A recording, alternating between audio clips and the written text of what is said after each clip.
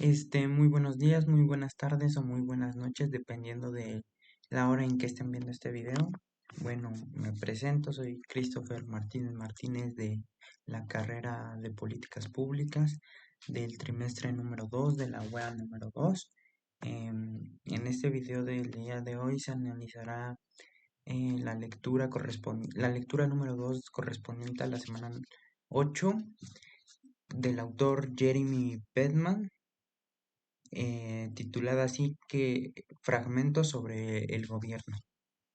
Bueno, me refiero a Fragmentos sobre el gobierno escrito en 1776 por Jeremy Bentham, uno de los grandes pensadores del utilitarismo, aunque a muchos a veces se les asocia con teorías frías centradas en el cálculo. Lo cierto es que Bentham tenía un objetivo muy concreto: mejorar a la sociedad, acabar con la arbitrariedad de los gobiernos y sentar las bases de un sistema político racional, justo y útil.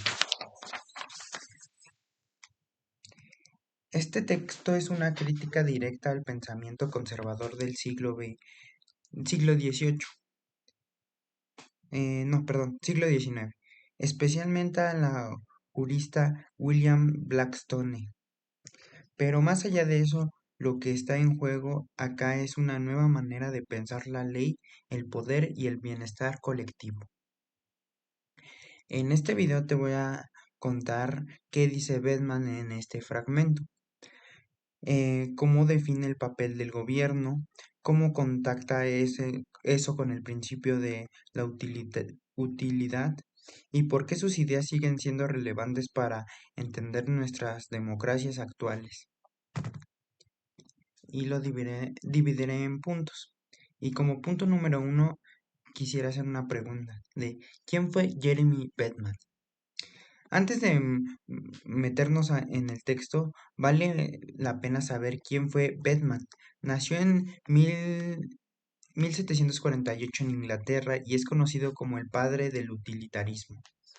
Su lema más famoso es la mayor felicidad para el mayor número. Pero Bedman no era solo un filósofo, también fue un reformista tradicional que se interesó por la reforma legal, el sistema penitenciario, la educación, la transparencia del gobierno y hasta por el sufragio universal. Su pensamiento fue poniendo en proponer, una base racional y laica para la legislación, en lugar de depender de la tradición o la autoridad divina. En Fragmentos sobre el gobierno, Bedman se propone algo muy concreto: criticar la forma en que se justificaba el poder en su época, especialmente, especialmente en las ideas de Blackstone, que presentaban al sistema legal inglés como casi perfecto, incuestionable y derivado de la costumbre. Y ahí entra su propuesta, una teoría de gobierno basada en el principio de la utilidad. Punto número 2. ¿Qué critica Bedman? En la lectura es una crítica directa a Sir William Blackstone, un jurista muy influyente en el siglo XVIII que había publicado unos comentarios sobre las leyes de Inglaterra consideradas casi sagradas en su tiempo. Blackstone defendía el sistema legal británico como una especie de producto natural, fruto de la evolución histórica, de la tradición y de cierta sabiduría acumulada de la nación. Bedman entalla contra eso, dice justificar el gobierno solo porque es antiguo o tradicional, es peligroso e irracional, que, es, que eso sirve para conservar el status quo e impedir formas necesarias. Y sobre todo critica la idea de que el derecho se justifica por origen en lugar de por sus efectos. Para Bedman lo más importante no es de dónde viene una ley, sino si se produce felicidad o sufrimiento. Punto número 3. El principio de la utilidad. Y acá entramos en el corazón de su filosofía, el principio de la utilidad. Bedman sostiene que todas las acciones humanas deben evaluarse según un solo criterio, si aumentan o disminuyen la felicidad. En sus palabras, el principio de la utilidad es aquel que aprueba o desaprueba una acción según su tendencia a aumentar o disminuir la felicidad de la parte interesada. Este principio, que parece sencillo, tiene consecuencias enormes. Desplaza cualquier, des- las cuales son desplazar cualquier justificación del poder basada en la tradición, el derecho divino y la costumbre o la autoridad. Obliga a que todas las leyes y políticas públicas se evalúen según sus consecuencias reales. Democratizar la moral y la política. Ya no hay valores sagrados fuera del alcance del debate racional. Todo puede ser analizado, medido y reformado. Lo que importa, dice Bedman, no es una norma, que una norma sea antigua, noble o consuetudinaria. Lo más importante es, ¿hace bien o hace mal? ¿Produce felicidad o produce sufrimiento? ¿Qué es el gobierno? Punto número 4. ¿Qué es el gobierno? Entonces, ¿para qué sirve el gobierno según Bedman? Su respuesta es clara y simple. El gobierno existe para maximizar la felicidad de los gobernados.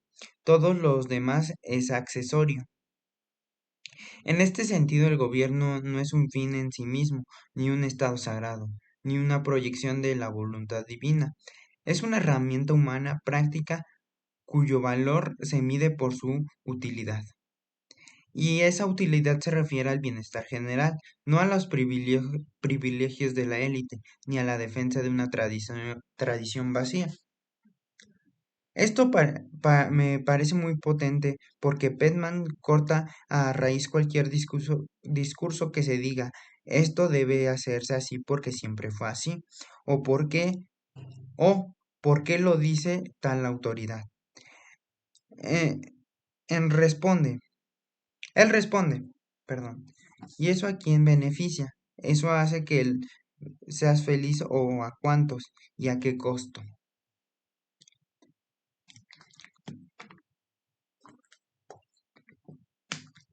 Punto número 5. Crítica al dogmatismo jurídico.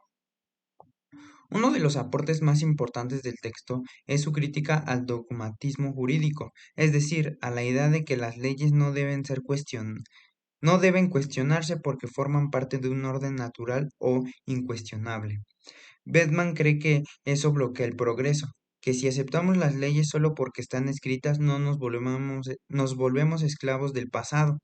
Por eso lo define una actitud crítica, racional, reformista.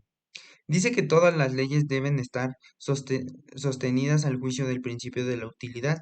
Si una ley causa más dolor que placer, entonces es una mala ley, aunque tenga siglos de antigüedad. Bedman nos invita a decir, no, espera, esta norma no es buena para la mayoría, está justa, útil, proporcional. Punto número 6. El gobierno y los gobernadores. Otro punto central del texto es la crítica a la obediencia ciega a los gobernantes. Bedman dice que los gobernantes no tienen autoridad por sí mismos, su legitimidad viene de su utilidad y eso significa que podemos y debemos evaluarnos constantemente. Si sus decisiones no promueven el bienestar general, entonces deben ser corregidos, limitados o incluso removidos. El poder, entonces, no es sagrado ni absoluto,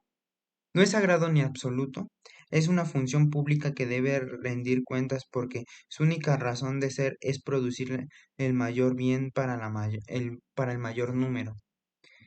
Esto convierte en un pensador profundamente igualitarista y democrático, aunque él mismo vivió en una época en la que aunque no existía el sufragio universal, y acá es donde uno ve por sus ideas fueron Y acá es donde uno ve por qué sus ideas fueron tan importantes para el movimientos reformistas posteriores, porque permiten una crítica racional al poder desde abajo. Punto número 7. Las leyes deben ser claras, racionales y accesibles. Bedman también insiste en que las leyes deben de ser comprensibles para todos. Critica durante la complejidad del sistema legal inglés de su época, lleno de tecnicismos, ambigüedades y procedimientos oscuros. Dice que eso aleja al ciudadano común del conocimiento de sus derechos y beneficia a los poderosos.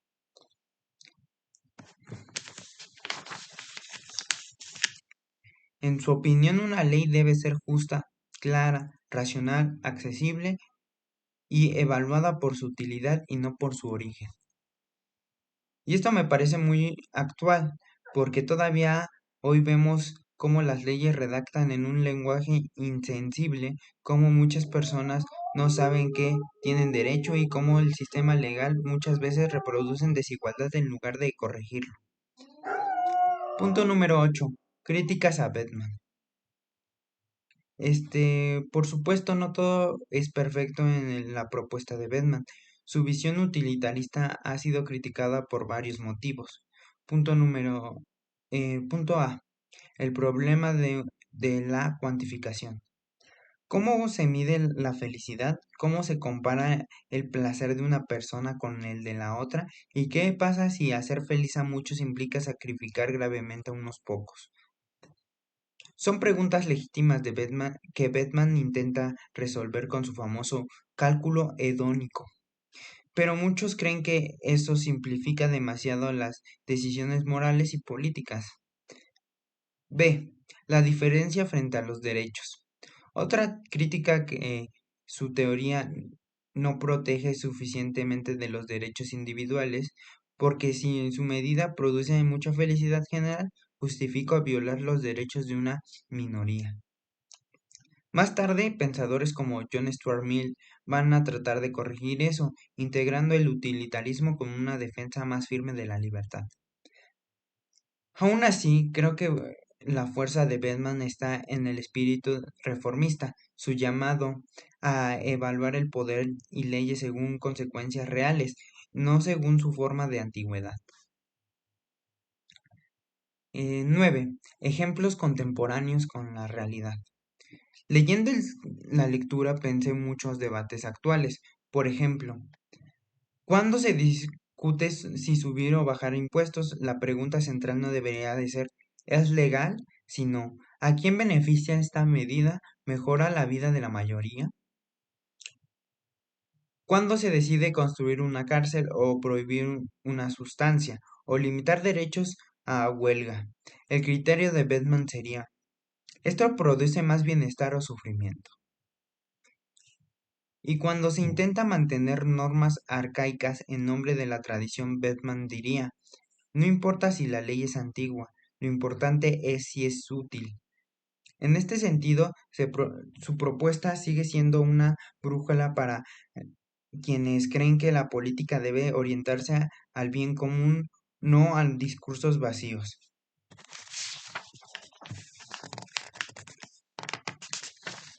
También me gustaría mencionar eh, eh, perdón, me gustaría mencionar los conceptos clave que vi en la lectura de Batman, como Batman introduce el principio de la utilidad como base de toda legislación, conceptos como la utilidad, conceptos como la utilidad, mayor felicidad para el mayor número y la suma de placer menos la suma de dolores son centrales. Me gustaría destacar entre todas estas el de mayor felicidad para el mayor número. Define la felicidad como el criterio moral último. Las leyes deben buscarse maximizar el bienestar social. También distingue las consecuencias morales de los gobernantes que estos deben calcular aritméticamente las consecuencias de sus actos en felicidad colectiva. La idea de economía política utilitaria se refleja en nociones actuales del análisis costo-beneficio.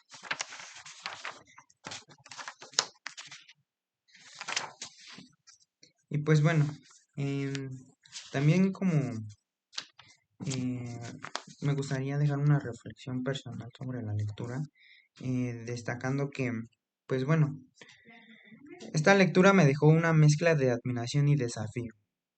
Por un lado, me encanta la claridad de Batman, su forma de escribir en directa, polémica, crítica, no se anda con rodeos, y eso me refresca en una época donde muchas veces el discurso político es pura ambigüedad.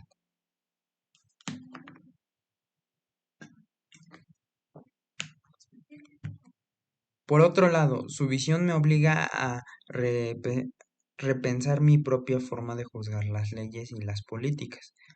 Estoy evaluando si son útiles o solo si coinciden con mis ideas. Estoy defendiendo principios o evaluando consecuencias. También me dejó una inquietud.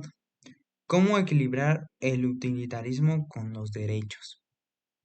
En forma de pregunta. ¿Qué hace cuando mayor bien, ¿qué hacer cuando el mayor bien choca con la dignidad de una minoría? Y sobre todo, me recordó que la democracia no es solo votar, es cuestionar, es exigir, es reformar y sobre todo pensar si el poder está cumpliendo su función. Producir felicidad para la mayoría para el mayor número. Como conclusiones, y para cerrar este video, quiero resumir algunas ideas clave eh, que rescaté también del fragmento sobre el gobierno de Jeremy Bentham. El gobierno no se justifica por la tradición, sino por su utilidad real. Esto significa que el gobierno no se puede justificar en leyes antiguas a pesar de que, porque a pesar de eso, estamos en la actualidad y sería una utilidad real en tiempo actual. Toda ley debe evaluarse según si produce felicidad o sufrimiento. El principio de la utilidad es la base racional para juzgar políticas, normas y decisiones.